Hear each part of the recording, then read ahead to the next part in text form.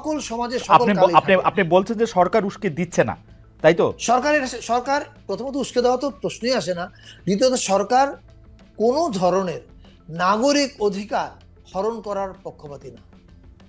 ফারুকী ভাই, এইবার বই মেলায় একজনের বই বেচতে দেওয়া হয় নাই, বলা হয়েছে যে এই বই ওই প্রকাশকরে ধরে তুলে নেওয়া হয়েছে, নিচে না?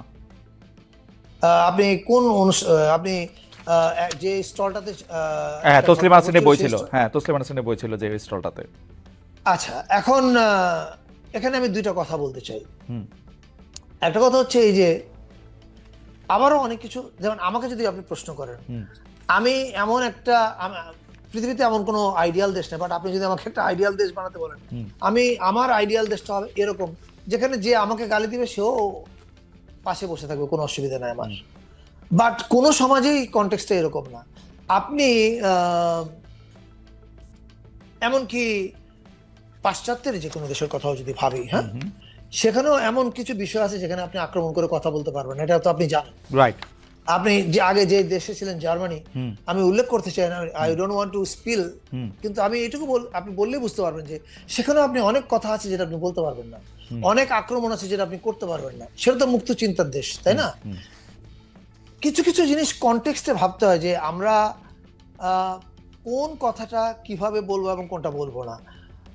আর দ্বিতীয় কথা হচ্ছে এই যে ওই স্টলের ঘটনাটা, ওই স্টলের ভিডিওটাকে আপনি দেখেছেন? আমি তো মনে করি প্রথমত ওই স্টলে কাউকে যেতে দেওয়া উচিত হয়নি কনফ্রন্টেশনের জন্য।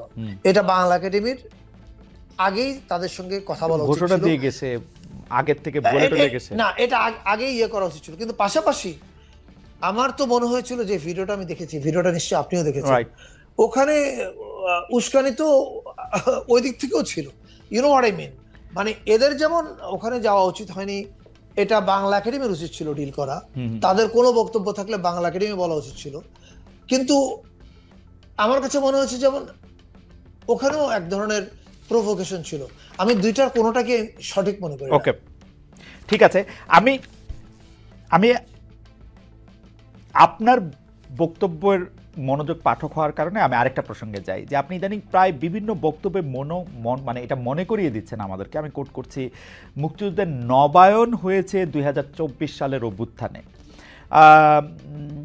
এই নবায়নকে কেউ দেখছেন হচ্ছে প্রফেসর ইউনূসের একটি কথা, যেখানে উনি বলেছিলেন যে রিসেট বাটনের কথা, সেই কথার কনটেক্সটে অনেকে এটা দেখেন। কিন্তু আমরা আপনার কাছে একটু জানতে চাই যে মুক্তিযুদ্ধের যে নবায়নের কথা আপনি বলছেন বা বুঝাচ্ছেন, সেই নবায়ন কি এরকম যে সরকারি বেসরকারি উদ্যোগে দাবি যেটা করা হচ্ছে যে মুক্তিযুদ্ধের ইতিহাস, মুক্তিযুদ্ধের স্মৃতি, আমি আবার বলি, আমি এগুলির সাথে কিন্তু আওয়ামী লীগ অ্যাসোসিয়েট করি না, কারণ মুক্তিযুদ্ধ আওয়ামী লীগ এবং হাসিনার আওয়ামী লীগ, মানে ওইটা কেমনে আর ভালো হবে কি হবে না হবে ওইটার সাথে আমার না। কিন্তু মুক্তিযুদ্ধের ইতিহাস, মুক্তিযুদ্ধের স্মৃতি, মুক্তিযুদ্ধের নিদর্শন তখনই রাখা যাবে, সরকার থেকে বলা হচ্ছে, যখন সেগুলি জুলাই স্পিরিট ধারণ করে সমন্বয় করা হবে। ইন্টারেস্টিং, তাই না? মানে মুক্তিযুদ্ধের স্মৃতিকে জুলাই স্পিরিটের সাথে ম্যাচ করতে হবে। আমি আপনার দুই চারটা ঘটনাও বলি ভাই, তাহলে আপনি বুঝবেন। না, এটা হলো আমার আন্ডারস্ট্যান্ডিং। এই জন্যই কি সরকারি বেসরকারি উদ্যোগে এই দাবিগুলি করা হচ্ছে কিনা ছোট ছোট জায়গায়, যে মুক্তিযুদ্ধের ইতিহাস, মুক্তিযুদ্ধের স্মৃতি, মুক্তিযুদ্ধের নিদর্শন তখনই রাখা যাবে, প্রদর্শন করা যাবে যখন যেগুলি জুলাই স্পিরিট ধারণ করে। যেমন আমি উদাহরণ দিতেছি, তাহলে আপনি বুঝবেন। যে ধরেন বঙ্গবন্ধু এভিনিউর নাম পাল্টে শহীদ আবরার এভিনিউ করা হলো, খুব ভালো কাজ করছেন, এটা জিন্না এভিনিউ করে দেন, আরো ভালো। স্বাধীনতার দিবসের অনুষ্ঠান করার সময় মুক্তিযুদ্ধের মুরাল ঢেকে রাখা হয়েছে। জাতীয় জাদুঘরের মুক্তিযুদ্ধের গ্যালারি জুলাই স্পিরিট ধারণ করে সংস্কারের উদ্যোগ নেওয়া হয়েছে। সোহরাওয়ার্দী উদ্যানে 7ই মার্চের ভাষণ তো দূরের কথা, পাকিস্তানিদের আত্মসমর্পণের দেয়ালচিত্রও থাকবে না। মুক্তিযুদ্ধের নেতাদের করা হবে সহযোগী মুক্তিযোদ্ধা। এসবের মাধ্যমে আসলে মানে আপনার রিডিংটা কি ফারুকী ভাই? মানে আপনি কি এখানে প্রথম কথা হচ্ছে মুক্তিযুদ্ধর মাধ্যমে বাংলাদেশের সৃষ্টি হয়েছে। যেদিন 5 আগস্ট হাসিনা পালিয়ে গেলেন, ওই দিন বিকেলবেলা আমেরিকা থেকে প্রকাশিত ম্যাগাজিন ভ্যারাইটি তারা আমার একটা কোটেশন চায় এই ঘটনা সম্পর্কে। তখন আমি এটা এখনো গুগল করলে আপনি পাবেন, সেখানে আমি তো এই কথাটা বলেছিলাম যে it felt like second independence. Now এটার অর্থটা কি? দ্বিতীয় স্বাধীনতা মানেটা কি? দ্বিতীয় স্বাধীনতা তো আক্ষরিক অর্থে নিলে হবে না, এটা কবিতা, এটা অ্যালেগরি। দ্বিতীয় স্বাধীনতা বলতে বা স্বাধীনতার নবায়ন বলতে বোঝানো হচ্ছে মুক্তিযুদ্ধ আসলে কেন হয়েছিল। মুক্তিযুদ্ধ হয়েছিল যে আমার দেশ আমি চালাবো আমার মতো করে, আমার দেশটা আরেকজন চালাবে না। কিন্তু গত 15 বছরে মানুষের মনে এই প্রশ্ন নানাভাবে এসছে যে বাংলাদেশটা কি বাংলাদেশ চালাচ্ছে না অন্য কেউ চালাচ্ছে। আপনাকে খেয়াল করে দিই, সুজাতা সিং 2013 ইলেকশনের সময় এসে উনি কেন এরশাদকে বলছে তোমাকে ইলেকশনে আসতে হবে, what is the reason? Bangladesh থেকে কি আমরা কি রাহুল গান্ধীকে বলি যে তোমাকে ইলেকশনে আসতে হবে? এভাবে তো, তার মানে কি? তার মানে আপনি দেশটাকে এক্সপোজ করেছিলেন কমপ্লিটলি, আপনি কিছু কিছু জিনিস সারেন্ডার করেছিলেন। আপনি বলতে আমি বলছি সরকারকে, তৎকালীন সরকারকে। তো আপনি যখন একটা দেশের ফরেন মিনিস্টার এরকম বক্তৃতা দেয়নি, আমি মোদিজিকে বলে এসেছি ভারতকে আওয়ামী লীগকে যেন ক্ষমতায় রাখে, বলে আসেনি? প্র্যাকটিক্যালি তার চাকরিটাই তাই ছিল এবং পররাষ্ট্রমন্ত্রীদের চাকরি তাই থাকে। আচ্ছা, এবার ওবায়দুল কাদের বলেননি এই কথা? এটা সবাই বলেছে, তলে তলে সব হয়ে গেছে। এখন এটার অর্থ কি? এটার অর্থ আপনার দেশটা আপনি চালাচ্ছিলেন না, আপনার দেশটা চালাচ্ছিল অন্য আরেকটা দেশ। এটা মুক্তিযুদ্ধের কমপ্লিট কম্প্রোমাইজ। অ্যাবসলিউটলি। এখন মুক্তিযুদ্ধকে আপনি যখন কমপ্লিট কম্প্রোমাইজ করেছেন, কিন্তু আবার মুক্তিযুদ্ধের বড়ি বিক্রি করছেন, পক্ষের শক্তির বড়ি, রাইট?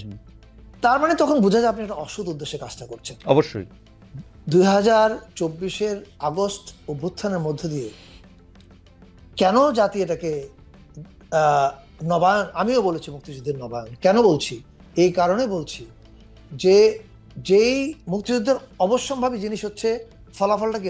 রাষ্ট্রের প্রধান জিনিসটা হচ্ছে সার্বভৌমত্ব, অর্থাৎ আমি আমাকে চালাবো, অন্যের কথা আমি চলবো না, রাইট?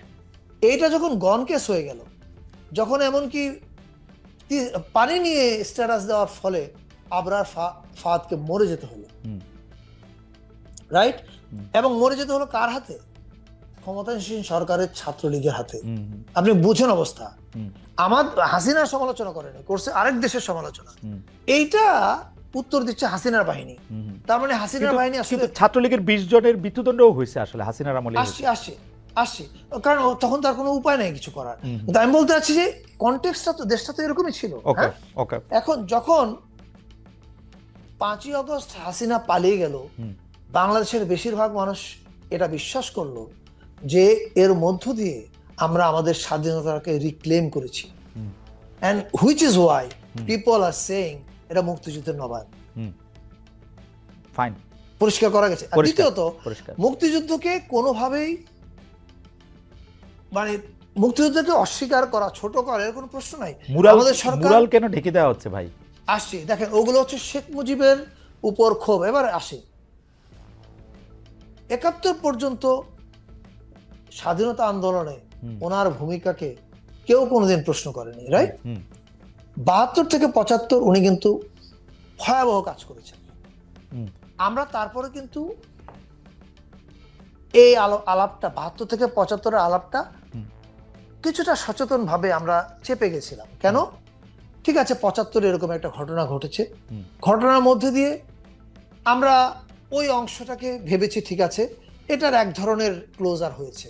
ফলে 72 থেকে 75 প্রসঙ্গটা কিন্তু বাংলাদেশের মানুষ খুব একটা আর তোলে নেই। বাংলাদেশের মানুষ কিন্তু স্বাধীনতা যুদ্ধে তার নেতৃত্ব দেওয়ার জন্য তাকে স্বীকৃতি দিয়েছে। এবং আমি আপনাকে যদি খেয়াল করে দিতে পারি, বিএনপি তাদের আমলে বাংলাদেশের স্বাধীনতা যুদ্ধে নেতৃত্ব দেওয়ার জন্য শেখ মুজিবুর রহমানকে অবদানের কথা কিন্তু সংসদে বলেছে, রাইট?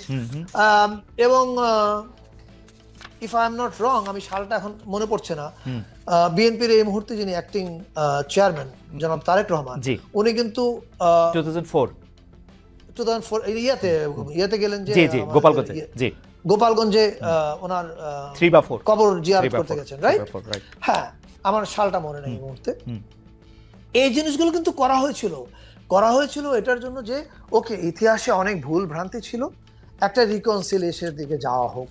হ্যাঁ, কিন্তু আপনি যখন 2008-এ বিএনপির ব্যর্থতার জন্য তো আওয়ামী লীগ ক্ষমতায় এসছে, রাইট? যে কোনো ভাবে হোক, সেটা রাজনৈতিক ব্যর্থতা হোক, যে কোনো ব্যর্থতা হোক, হ্যাঁ, সব ক্ষেত্রে যে বিএনপি রাষ্ট্র পরিচালনায় ব্যর্থতার পরিচয় দিয়েছে তা না, অনেক ক্ষেত্রে প্রোপাগান্ডা ছিল, অনেক ক্ষেত্রে আমাদের অনেক পত্রিকার ভূমিকা ছিল, সেটা আমি এখন ডিটেলে যাচ্ছি না। কিন্তু আমি মনে করি এই জিনিসগুলো ডিল করতে পারাও তাদের ব্যর্থতা ছিল। এবং সব সরকারের ব্যর্থ থাকে, আমাদের সরকারের অনেক ব্যর্থতা আছে, যেটা আমরা চলে গেলেও দেখবেন আমরা এখনো বলছি, আমরা একটু আগে বলেছি যে আমরা কিছু জিনিস ডিল করতে সময় নিয়েছি। দ্যাট ইজ ফাইন, এটা থাকে, ফাইন না, এটা থাকে।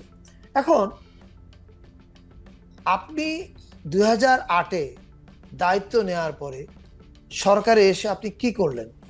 আপনি সরকারে এসে এমন কাজ করলেন যেটা মানে অত্যাচার, দুঃশাসন এবং ফ্যাসিবাদের চরম, মানে এই লেভেলের অত্যাচার কেউ দেখেনি। আপনি কতগুলো আয়নাঘর বানিয়েছেন সারা দেশে, কতগুলো মানুষকে গুম করে ফেলেছেন, আপনি ইউ ডিডন্ট বদার, আপনার কিছু যায় আসে না।